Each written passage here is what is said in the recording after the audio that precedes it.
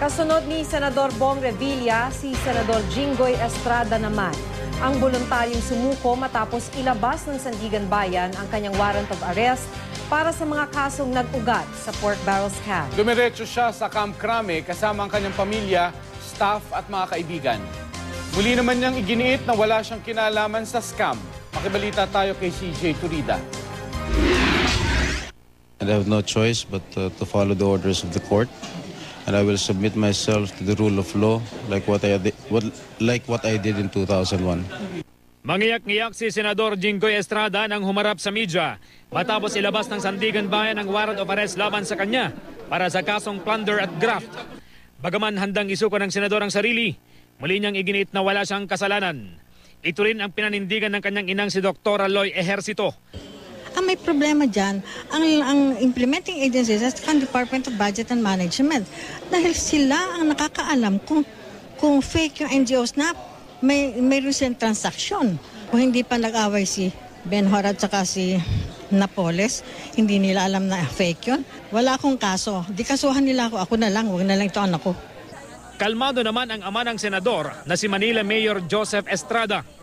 Payo niya sa anak, dapat lakasan nito ang loob dahil dati naman na raw niya itong pinagdaanan. Noong 2001, inaresto silang mag-ama para rin sa kasong pandarambong.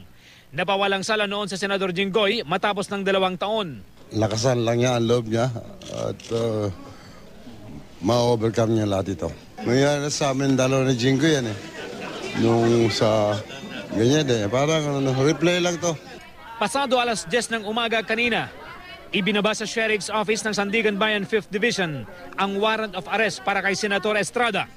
Sakop din ito ang dating Chief of Staff ni Estrada na si Pauline Labayen, Budget Undersecretary Mario Relampagos, si Janet Lim Napoles, ang driver nitong si John De Asis at 24 na iba pang akusado. Ibinasura ng 5th Division ang lahat ng mosyon ni Estrada, kabilang na ang hiling ng pagsuspende sa proceedings ng Sandigan Bayan.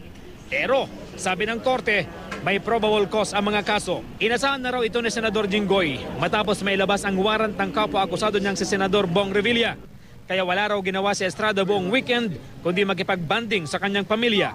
Pinaghandaan na raw nila ang gagawing pagsuko ng senador.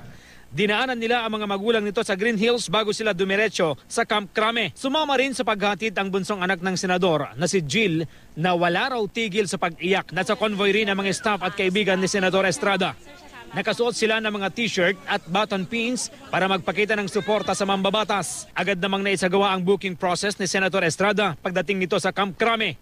Normal naman daw ang blood pressure ng senador base sa physical at medical examination. Naghain naman ng mosyon ang abogado ni Senator Estrada para payagan itong magpiyansa sa kasong plunder.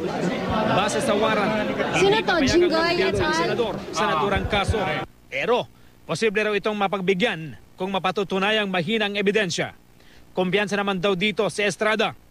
Hindi raw siya hihingi ng tawad sa publiko dahil tulad ng paulit-ulit niyang sinasabi, wala naman daw siyang kasalanan. Ako talaga kumpiyansa, malakas ang aking loob na at the end of the day ay mapapawalang sala tayo. Talagang wala naman talagang akong kasalanan eh.